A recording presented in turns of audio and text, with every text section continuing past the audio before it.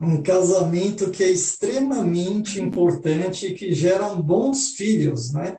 E com os filhos, as boas bênçãos que vêm com os filhos, que é justamente o casamento da contabilidade com o direito. Veja vocês que importante, que interessante, né?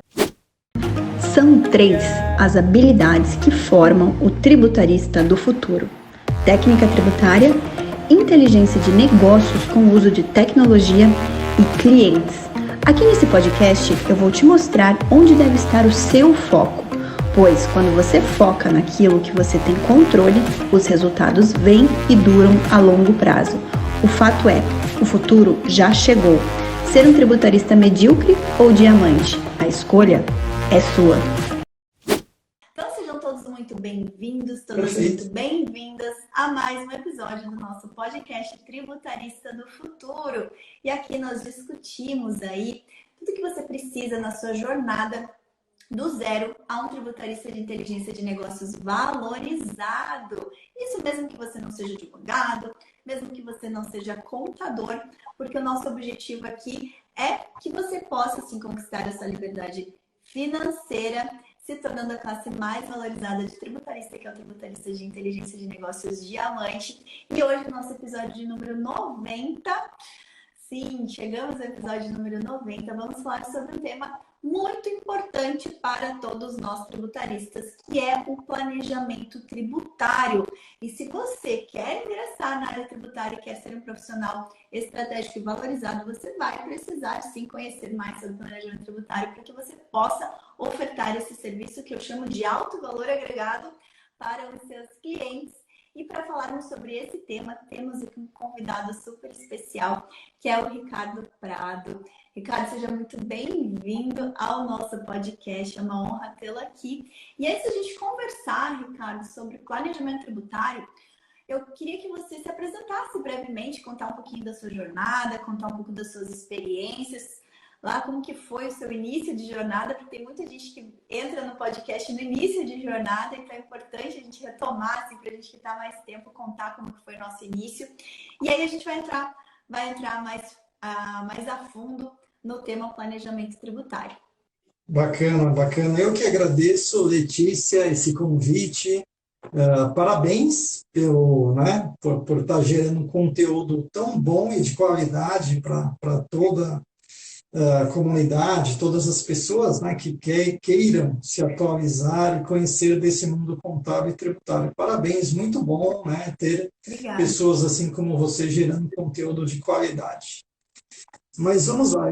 Eu e a Letícia, inclusive, somos coautores em um livro que fala de tributação. O nosso amigo Kleber Santos coordenou um livro, né?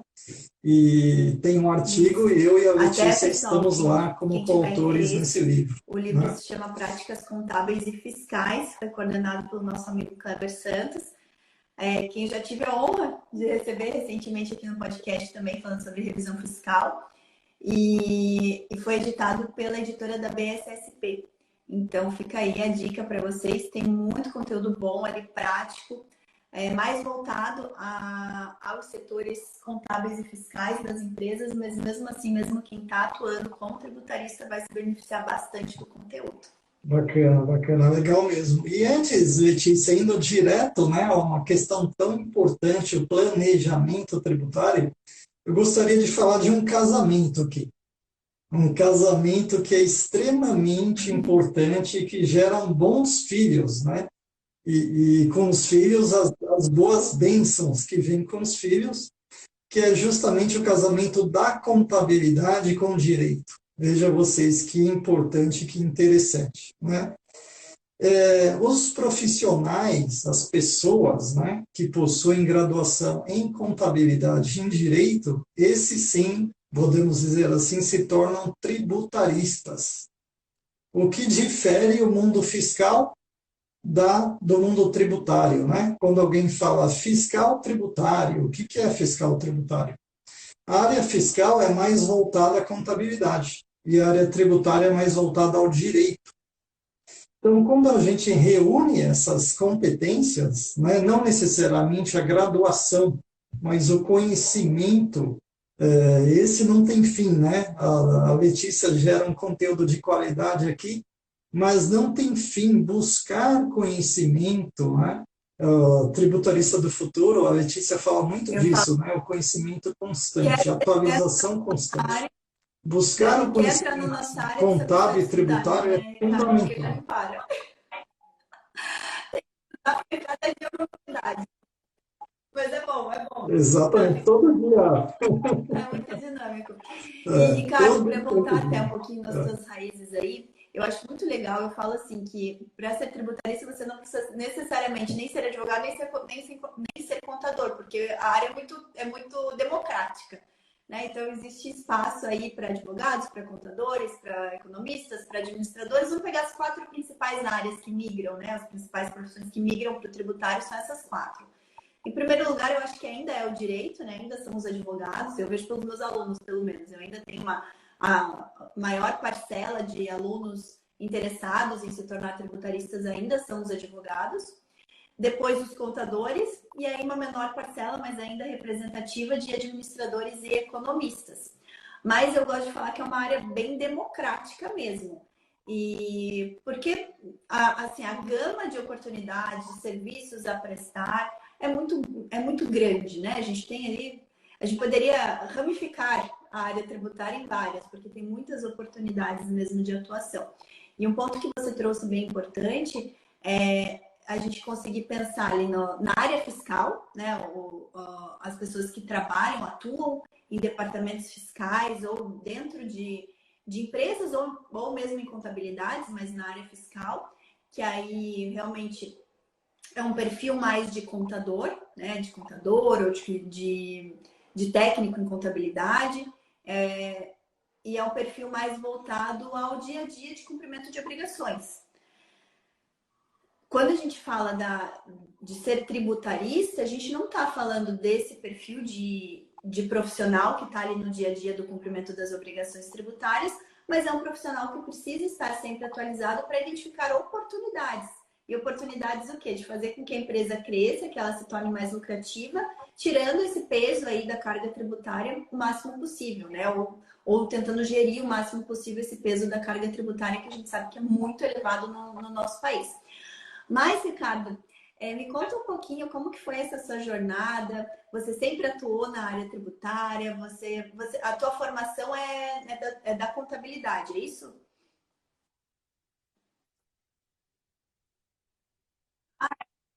Na Olha, verdade, eu tenho formação jurídica, sou advogado, né? é, Mas muita gente me acha contador, né? Só que eu não tenho a graduação contábil. Por quê? Porque da minha origem, Letícia, a minha origem foi nas empresas Big Four de auditoria e consultoria, né? Então, lá no século passado, tá, gente? Não vão achar que eu sou velho aqui, tá? Eu sou jovem há mais tempo. Então, no século passado, lá em 1998, eu comecei como trainee na Deloitte, né? Muitos de vocês conhecem a Deloitte, uma empresa de auditoria e consultoria, e eu entrei no processo de trainee, né? Eu era estudante de direito, entrei no processo de trainee, e nesses processos de trainee, a gente fica um mês inteiro, fazendo treinamento do quê? De contabilidade.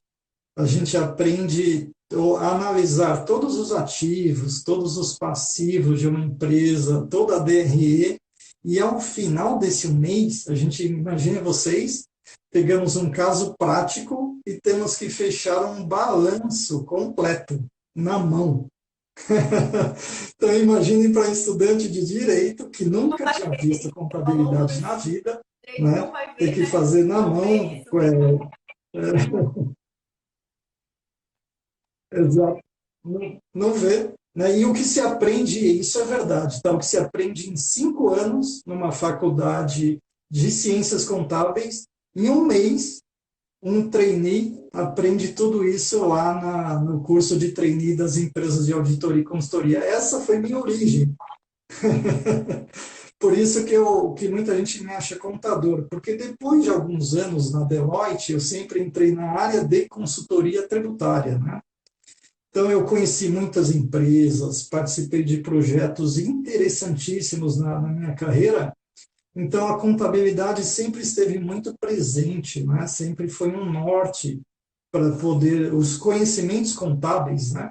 Para poder fazer várias análises de oportunidades, que veja você, é o que a Letícia disse, é verdade. É uma área muito democrática. O importante é a gente saber identificar as oportunidades, né? E aí, por onde a gente identifica essas oportunidades? Começa pela contabilidade, começa pela análise dos números, análise das operações, né? E por que o direito é tão importante? E aí já entra um primeiro segredo aqui, tá? Só um pouquinho antes, né, depois de alguns anos na Deloitte, olha para as empresas pequenininhas que eu tive a oportunidade de passar, né? Eu fui para o grupo Itaú Unibanco, sempre na área tributária, tá? Então, o grupo Itaú Unibanco, depois de alguns anos, eu fui para a Toyota Montadora, então, uma empresa que a gente aprende muito, né? O jeito Toyota de ser e de produzir.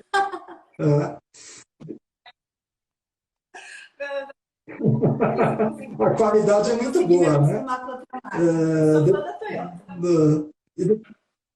E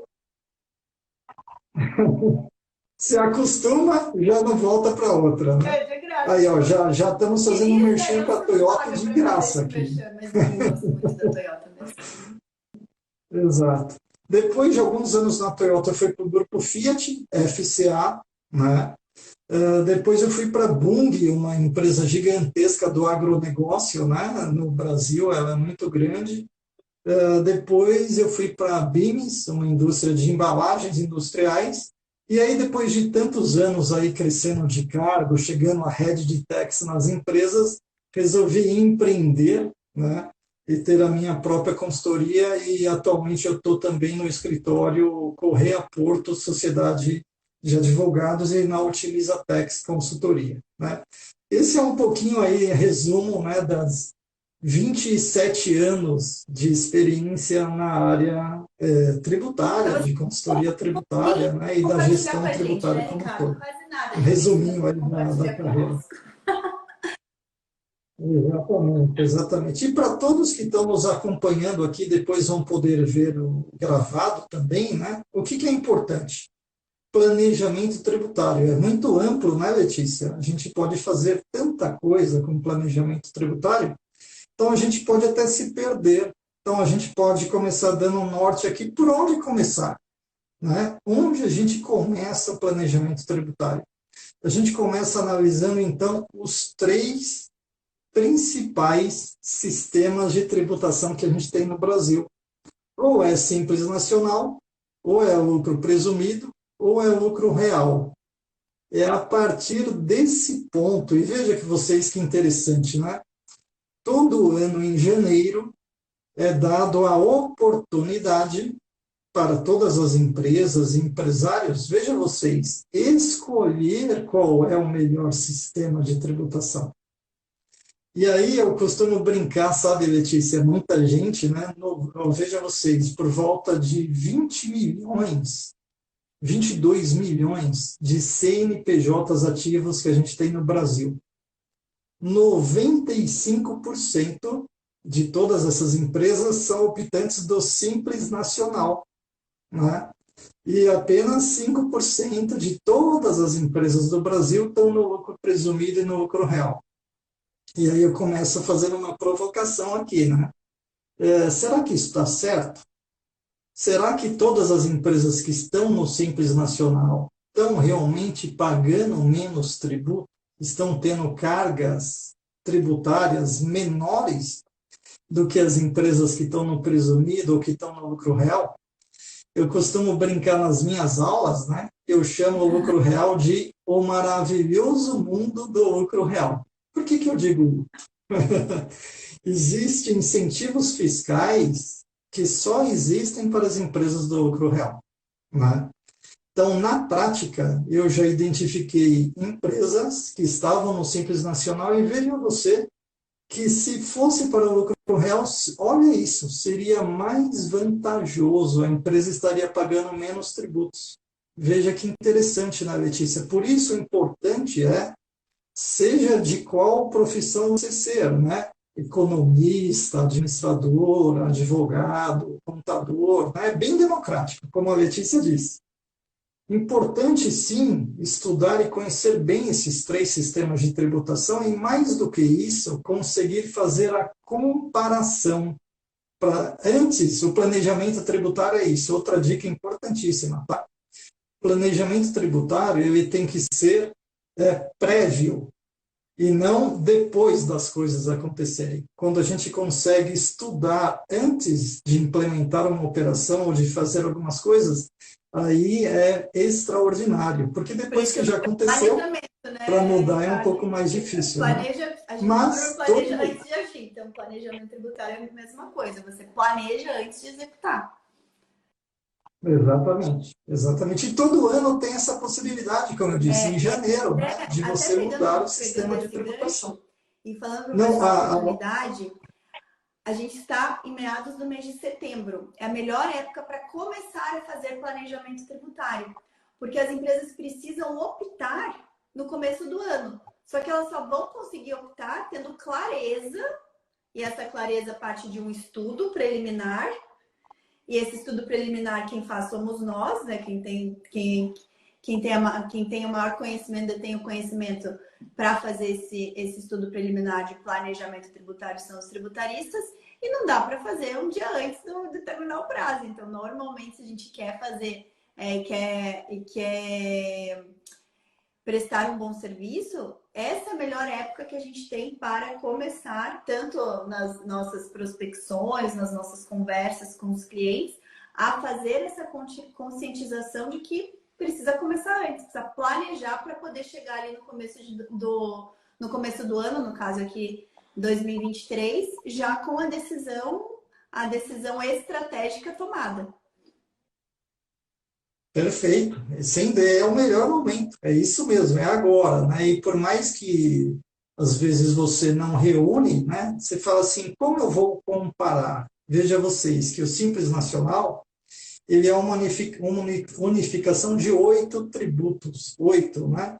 IRPJ, CSLL, PIS, COFINS, IPI, ICMS, ISS e CPP, Contribuição Previdenciária Patronal. 8 tributos unificados. Então, como é que a gente compara isso?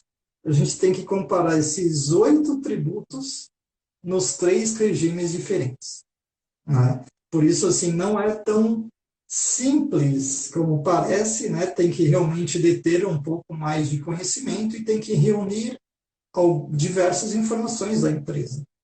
Faturamento no mercado interno, faturamento no mercado externo, custos, despesas, né? Adições, exclusões ao lucro real para poder comparar. A folha de pagamento é importantíssima, né? A tributação sobre a folha de pagamento é muito alta, né?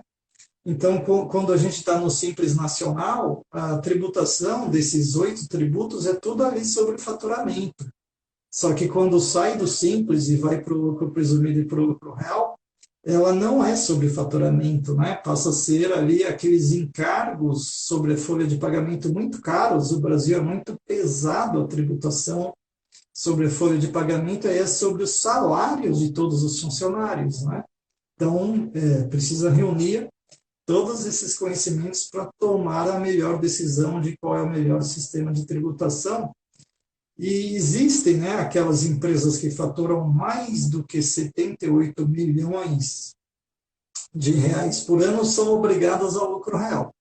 Mas quem não é obrigado, por exemplo, quem fatura 10 milhões por ano, pode optar pelo lucro real. É aí que pega então, normalmente, com a tua fala ali em relação ao número quantitativo de empresas do Simples Nacional. E aí a gente inclui tanto as empresas do CIMEI, né, como as empresas do Simples Nacional. Então, entra o número de MEIs também, que é o mais expressivo em termos quantitativos. Mas o volume de empresas no Simples Nacional é muito grande. Então, quando o Ricardo fala, será que todas essas empresas que estão hoje optantes pelo Simples Nacional realmente estão recolhendo menos tributos? Então, só saberemos a resposta números, analisando estratégias da empresa e comparando com os outros regimes.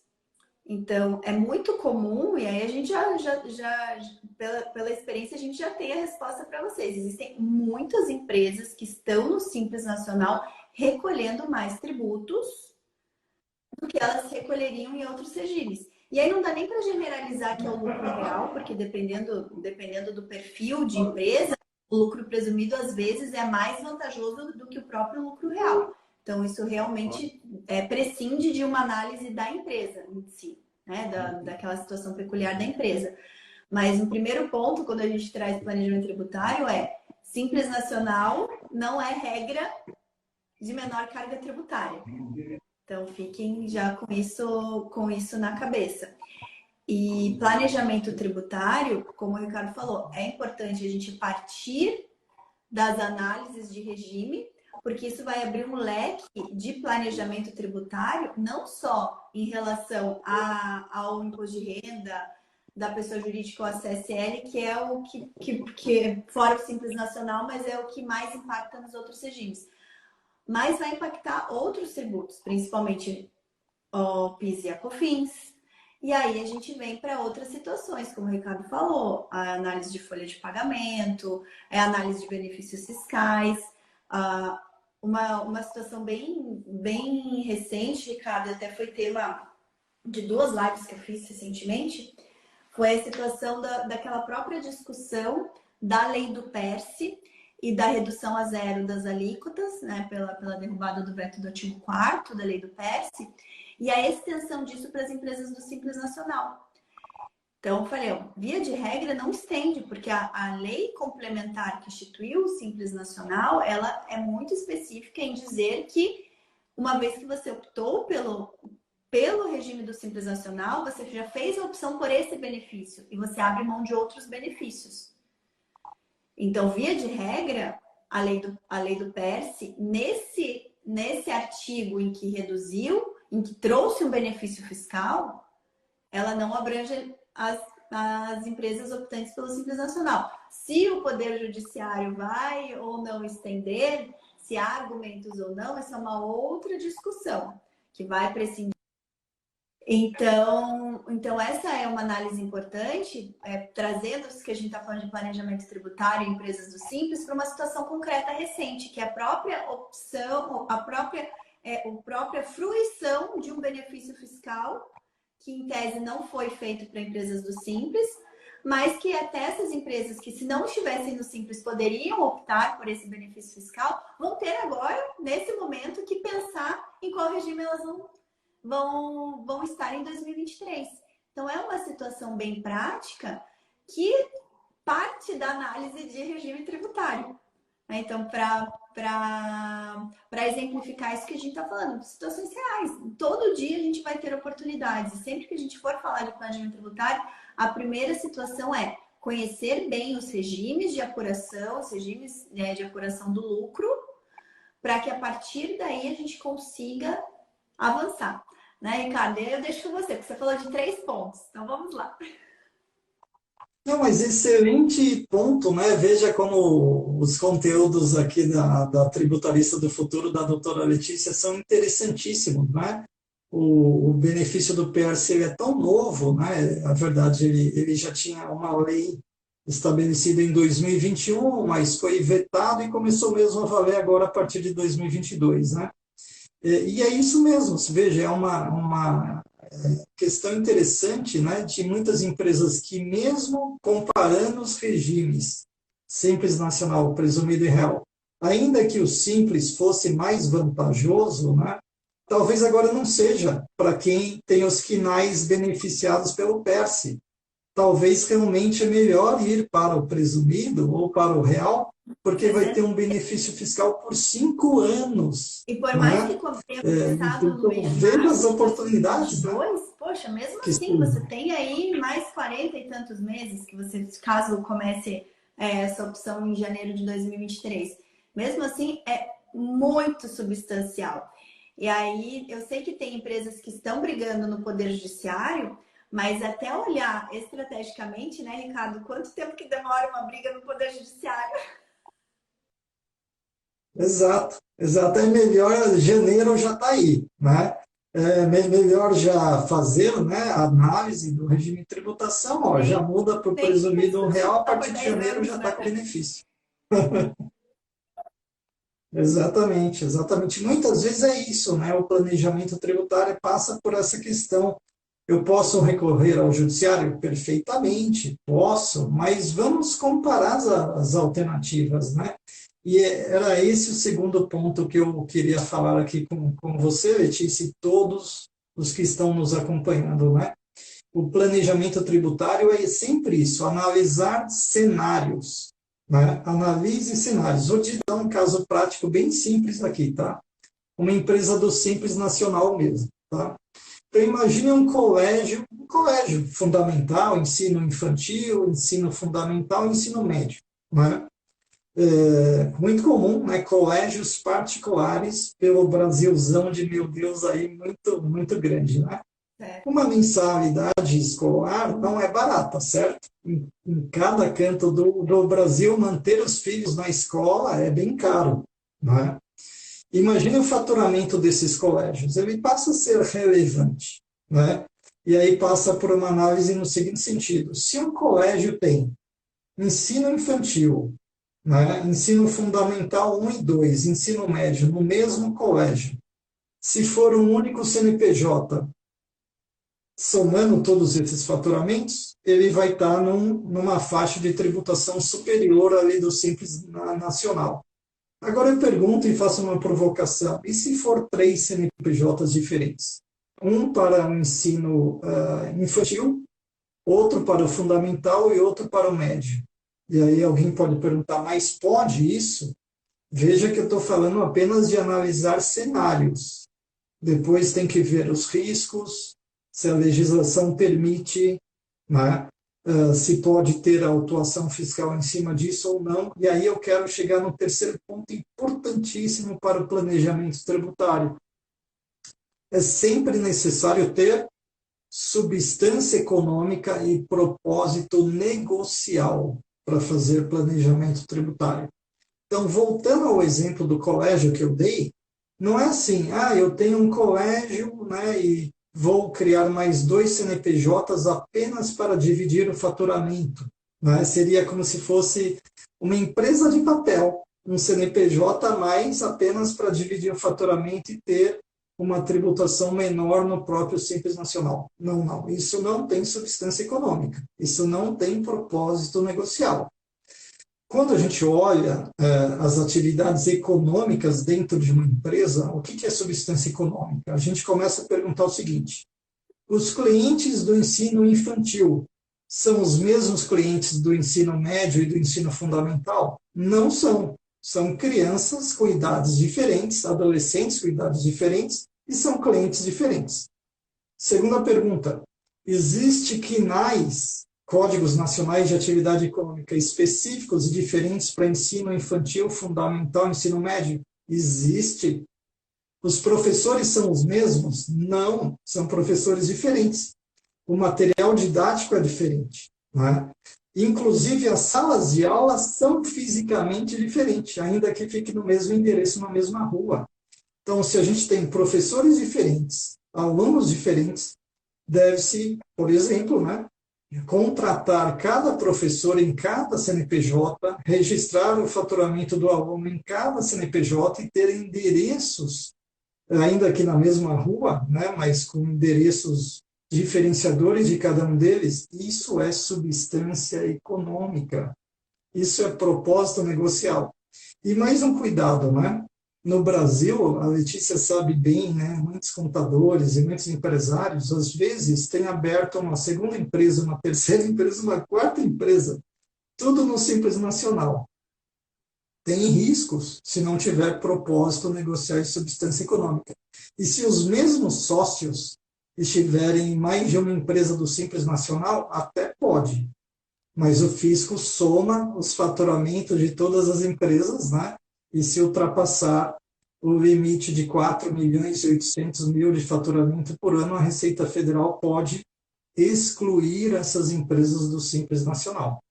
Então, veja, né? Apenas eu estou voltando aqui para dizer, Começa analisando os regimes de tributação.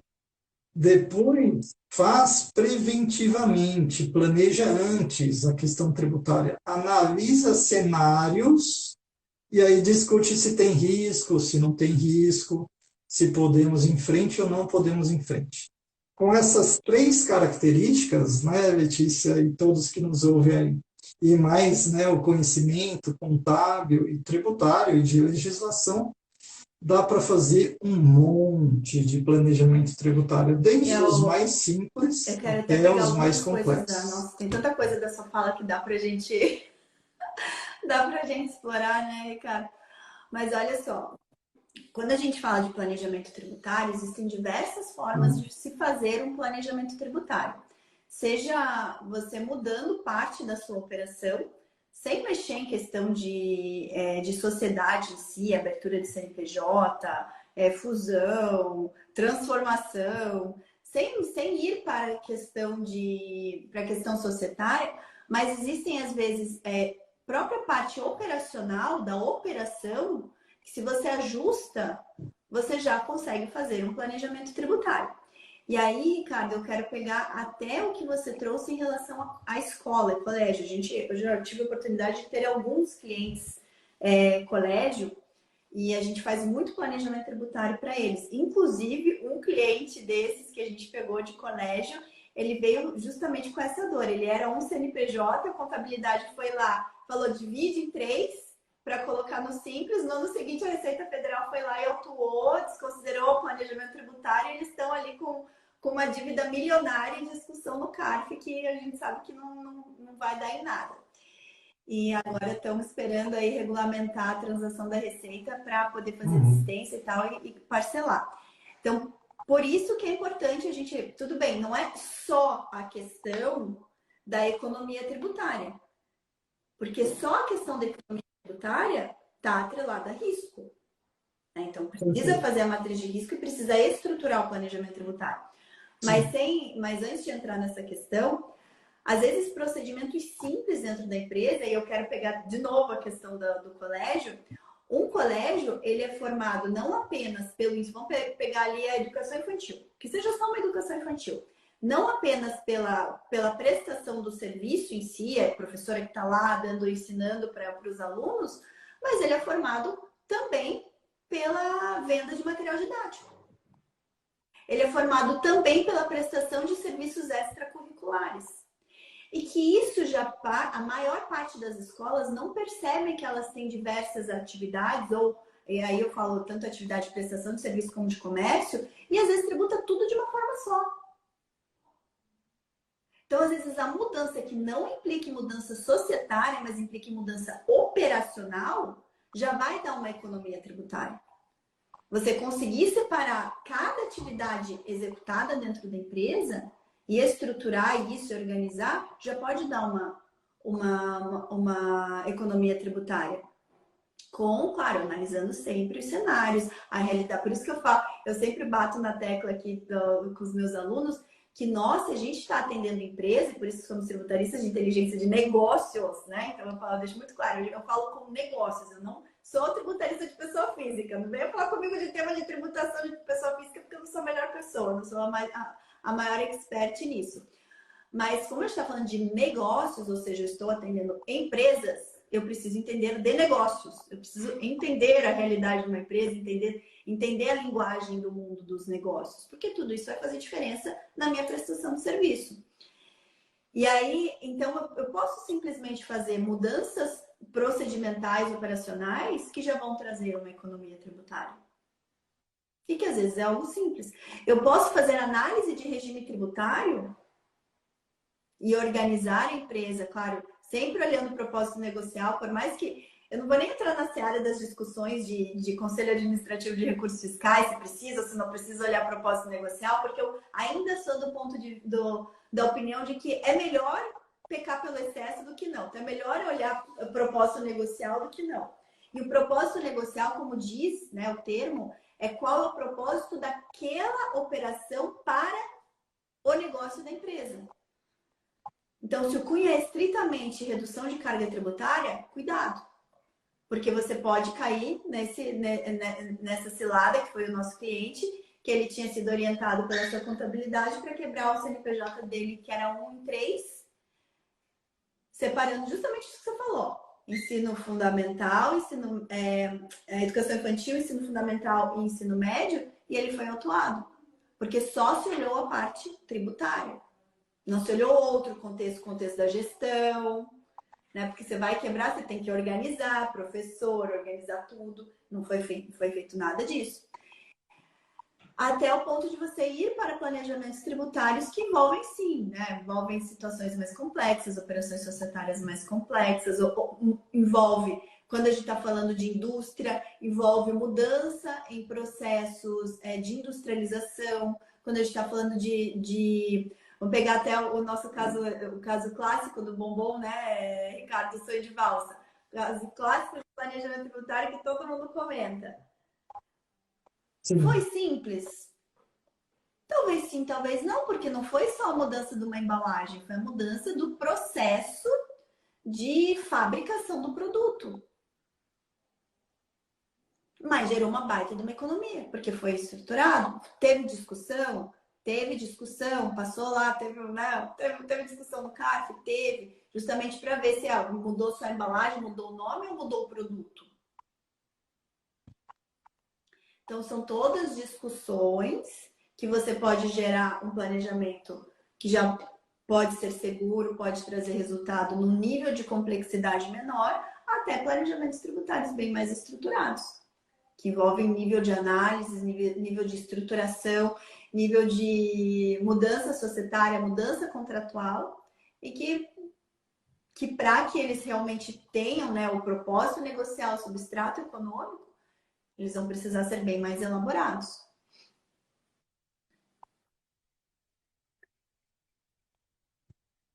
Perfeito, bacana, né? E tem coisa tão simples, né, Letícia? Muita gente tem essa mítica, né? Mas é difícil fazer planejamento tributário, né? Se falar de reorganização societária, fusão, cisão, incorporação. Não, tem coisas muito simples. Por exemplo, olha as empresas do lucro real, né?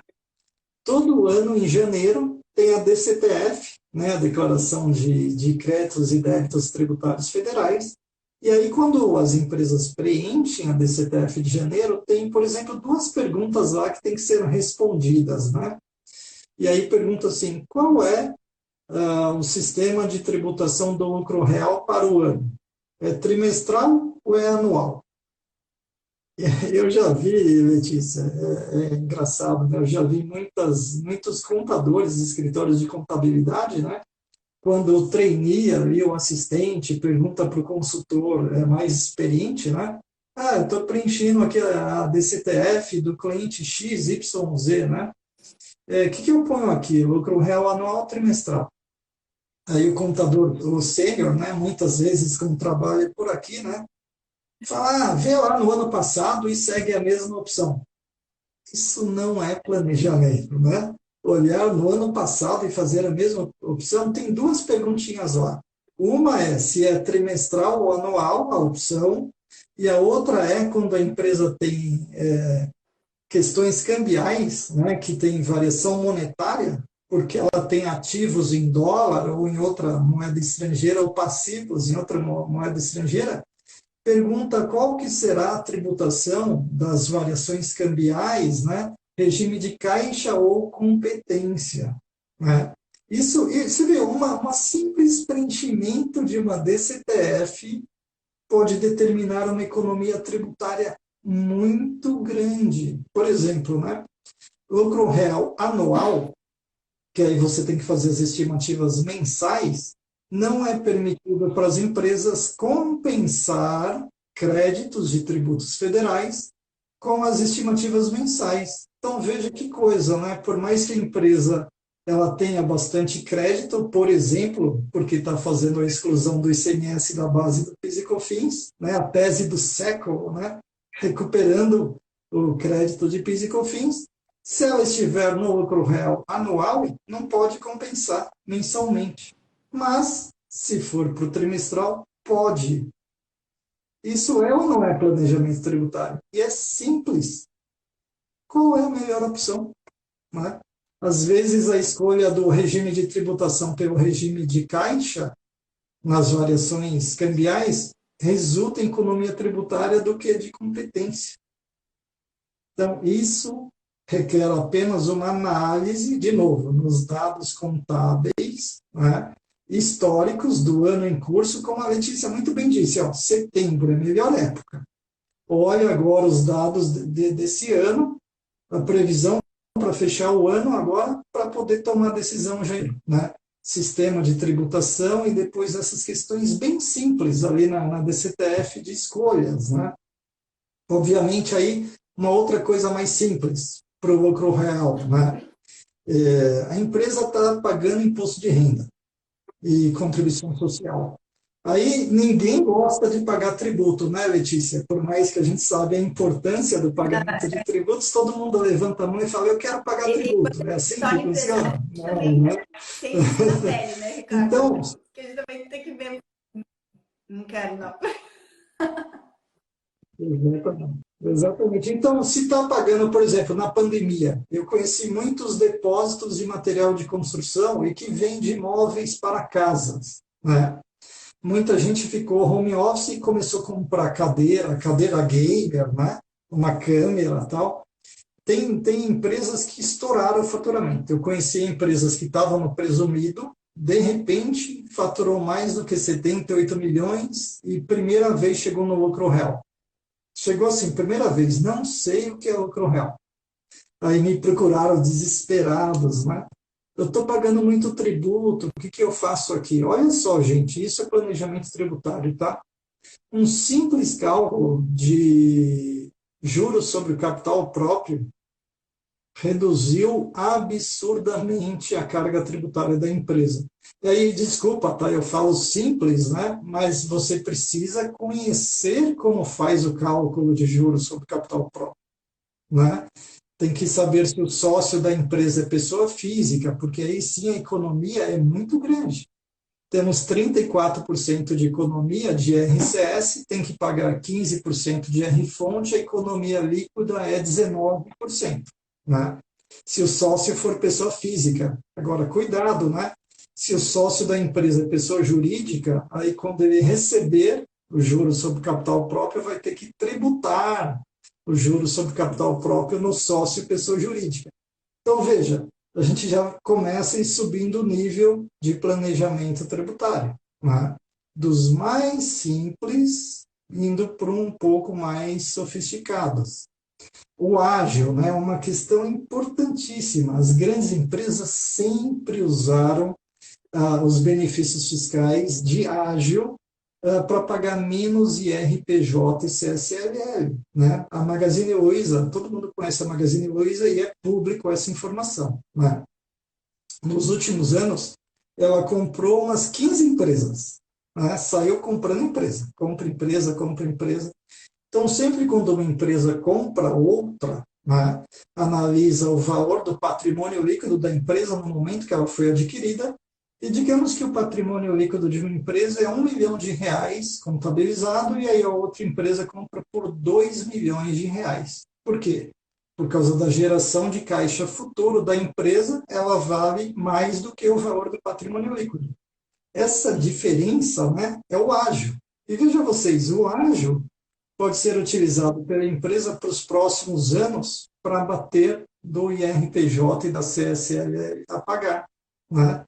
Então, as empresas, as grandes, né, se aproveitam muito desses benefícios fiscais, que quando a gente começou, Letícia, falando aqui, eu disse do maravilhoso mundo do lucro real, porque é só no lucro real que tem esses benefícios. Né? Então, vamos pensar junto rapidamente aqui, uma farmácia da esquina quer comprar outra farmácia do bairro vizinho. Se ambas estão no Simples Nacional e uma compra outra, não pode usar o benefício fiscal do ágio. Né? Mas se fizer um planejamento antes, comparar os regimes e ainda mais analisar o ágio, pode ser vantajoso. Então, veja, começou a ficar um pouquinho mais sofisticado, que é o ágio. Né? Exatamente, porque aí tem que, só que aí tem que optar pelo lucro real. Lembra da opção que a gente disse, né? Optar pelo lucro real. Então é fantástico, né? Eu e a Eu Letícia, estava nós somos pensando em apaixonados, como é somos um mundo de tributaristas, né? oportunidades. Apaixonados por A essa área gente tributária. tinha um cliente, tem ainda, né? Mas ficou na. É porque eu mudei de sociedade, mas ficou na Maior Yasbeck. Mas esse cliente, ele tinha assim, prejuízo fiscal acumulado muitos anos. E os sócios ali, né, investindo e tal, falam, poxa, a gente não vai tirar lucro dessa empresa nunca, né? Porque, pessoal, quando a empresa tá no lucro real e vai apurando, vamos falar numa linguagem mais simples. Vamos pensar que ela tem mais despesa do que receita entrando, ela vai apurando prejuízo. Só para ficar simples para quem não está começando agora, né? Então ela não tem lucro, ela vai acumulando prejuízo fiscal.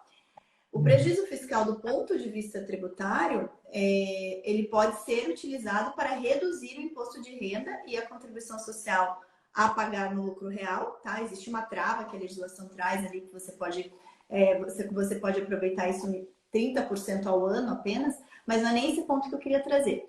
Então eles estavam ali muitos anos ali sem, né, só acumulando prejuízo e por mais que traga um benefício tributário, os sócios não têm, eles não podem tirar lucro porque não tem lucro. Né? O que os sócios podem tirar? Prolabore. Prolabore a gente sabe também que é muito caro, né, Ricardo? Porque o Prolabore, o lucro distribuído é isento do imposto de renda e da contribuição, né, da contribuição social, porque já pagou na empresa, então você distribui e é isento. Agora, o Prolabore, a retirada fixa ali, que vai com o Prolabore, é tributado. Você tributa, você tem o peso da contribuição previdenciária, você tributa, então é muito mais caro. E eles ali, então, normalmente o que os sócios fazem? Tiram um prolabore pequeno, se a empresa é lucrativa, o resto vai em distribuição de lucros. Só que nesse caso, como você tem prejuízo fiscal acumulado, você não tem lucro para distribuir. E aí eles estavam com essa situação, poxa, a gente não tem lucro. Mas eles não estavam utilizando a possibilidade do juros sobre capital próprio. Então foi uma saída. E é uma saída que você pega ali pelo conhecimento da legislação, que você aplica no caso prático. E que para eles fez sentido, pelo menos eles começaram a retirar, né, fazer uma retirada como pessoa física, que até então eles só estavam vislumbrando pelo Prolabore. Então são situações reais ali que a partir do nosso conhecimento, o Ricardo trouxe várias terminologias que são importantes estudar, conhecer, além dos regimes, o que é regime de caixa, o que é regime de competência, quando, né, quem que pode optar por um, quem que pode optar por outro, quais as vantagens e desvantagens. Então, são pontos de estudos importantes para planejamento tributário. Outra situação, isso só falando, né, quando a gente está falando só de imposto de renda e contribuição social. Outro ponto importante que o Ricardo trouxe, apuração anual versus apuração trimestral. O anual é com base em estimativa de lucro, né? O trimestral não, já é apuração mesmo. Então, são premissas que o profissional precisa ter de conhecimento para que na hora de estruturar um planejamento tributário ele consiga trazer essas premissas teóricas, esse conhecimento que ele tem para a prática. E eu falo isso porque é muito interessante, né, Ricardo, quando a gente é professor, que os alunos falam, mas eu não quero aprender só teoria, eu quero aprender prática. Só que a prática sem teoria não existe. Então, assim, eu tenho que ensinar a teoria para você para que você possa. E a gente faz, sempre que possível, faça remeto a como que você vai utilizar aquela teoria na prática. Mas é importante a teoria. É importante a gente ter esses conceitos teóricos. Então, começar, para que se comece, é importante o estudo da teoria. É importante trazer esses elementos para que você possa, a partir desses elementos, aplicar na prática. E amanhã, até, Ricardo, a Juliana Martins, que também é nossa colega lá do livro, também coautora, a gente vai falar vai aprofundar um pouquinho mais essa temática. A gente vai falar sobre imposto de renda e ICMS, como as empresas podem economizar, e a gente vai falar um pouquinho de cruzamento, de ECD com ECF. Vamos aprofundar um pouquinho mais essa temática. Então, quem está nos acompanhando hoje, já fica o convite para nos acompanhar amanhã. Amanhã vai ser às 13 horas e não amanhã, para vocês poderem ir cada vez mais trabalhando esse arcabouço aí técnico de vocês, que é fundamental para a prática. E aí, já partindo para o final, né, Ricardo, que no adiantado da hora, o que mais que você gostaria de trazer para o pessoal, pensando nessas premissas, né, nas premissas do planejamento tributário? Vou até brincar aqui, Letícia. Já passou 1 hora e para mim foi 5 minutos. É tão prazeroso, né? A gente está aqui entre Verdade. colegas juntos falando sobre esse tema que a gente nem vê a hora passar, né? Já foi 1 hora já. Essa questão teórica e prática, né? Qualquer coisa na área tributária, qualquer coisa, qualquer tributo, qualquer obrigação principal, obrigação acessória, a gente tem o princípio da legalidade no Brasil, né? Tudo tem que estar previsto em lei, né? Ou nas diversas leis que a gente tem. Por isso que, de fato, né, a gente tem que sim partir da teoria, partir do texto legislativo, fazer as interpretações, e aí tudo bem, depois a gente vai para a prática, né? Mas os mais jovens já querem, né? Já querem sair praticando, né? Letícia, vamos fazer um cálculo. Letícia, vamos ver aqui já um planejamento. Não, não, calma, calma, né? A gente parte desde a Constituição Federal, que é a lei maior, onde começa a ter a previsão dos tributos, aí depois tem as leis ordinárias, os decretos, né? Até chegar em instruções normativas, tem toda uma construção, né, de conceito, de teoria, para aí sim, finalmente, chegar no planejamento tributário. Por isso que eu iniciei aqui falando do casamento da contabilidade e do direito, né? Que são esses conhecimentos, né? Tanto do que vem da legislação, né? Ou dos julgados nos tribunais, isso é importante, jurisprudência, né? O que a gente chama de jurisprudência é importante, para depois sim vir para a parte prática, né?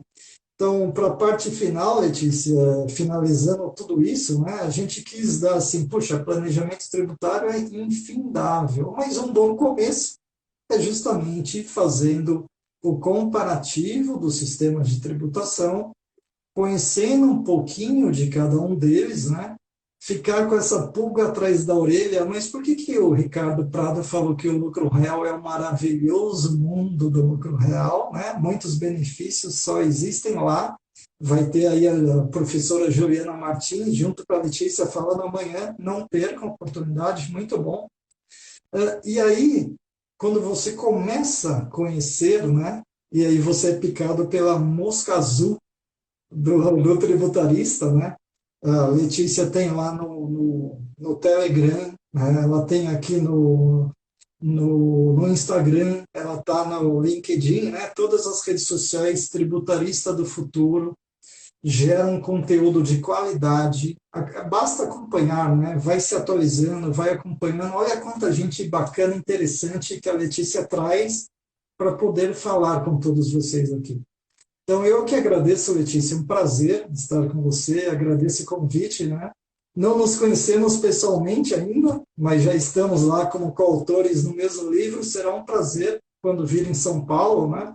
Junto com o professor Kleber Santos, nossos amigos aí, a gente nos conhecer e poder falar ainda mais sobre o Com mundo certeza, tributário e Ricardo. planejamento Eu tributário. quando eu Eu que tive em São agradeço. Paulo, eu tive o prazer de encontrar o professor Kleber, o Douglas, que vai estar comigo também no dia 7 de outubro, também num episódio especial do podcast. A Aline Lins também, que participou lá do livro conosco.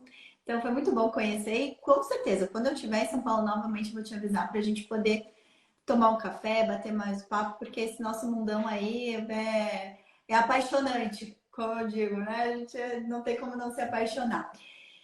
E até quando você trouxe ali a questão do arcabouço legislativo, para a gente finalizar, olha só que interessante, né? Eu falo quando os alunos perguntam, mas aprende a prática? Eu falei, aprende da teoria à prática. Lá dentro do meu curso de formação, Ricardo, que eu formo tributarista de inteligência de negócios, eu dedico nove módulos só para ensinar legislação. Porque eu vejo assim, porque eu não quero que os alunos, como você trouxe aquele exemplo, mas eu vou apertar qual botão aqui, é o mensal ou o trimestral? Não, você precisa raciocinar, precisa entender, e isso parte da premissa da lei, da legislação e da interpretação dessa legislação. Então, eu gosto de trabalhar isso profundamente ali com os meus alunos para depois entrar no módulo de planejamento, que é o módulo subsequente. Já o primeiro módulo de prática dentro do FTF é o módulo de planejamento, porque é fundamental você precisa ter esse conhecimento preliminar. Mas obrigada por reforçar até isso, né? É importante que os alunos saibam que a prática sem a teoria, ela é, no mínimo, manca, né? Vamos dizer, não vou dizer nem que é impossível, mas ela é manca, acaba sendo mais temerária. Mas eu gosto muito de formar o profissional para que ele seja um profissional que tenha esse pensamento crítico, que consiga caminhar com as próprias pernas ali.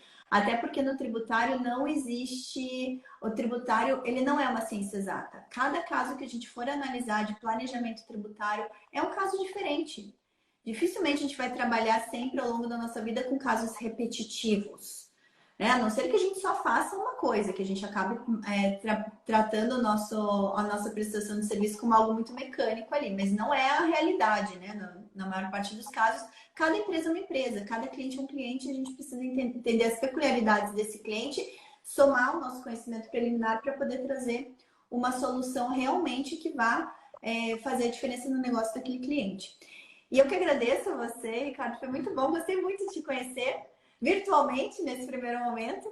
Com certeza nos conheceremos presencialmente num futuro próximo aí, vou te avisar quando eu estiver em São Paulo e a gente vai sentar para tomar esse café. Mas gratidão mesmo por ter disponibilizado um pouquinho do seu horário de almoço aqui para conversar conosco. Agradeço também a presença de todos que nos acompanharam aqui. Esse episódio do podcast, ele vai ao ar nas principais plataformas do podcast dentro de algumas semanas. Ricardo, obrigada mais uma vez. Conta comigo pro que você precisar, tá? Vou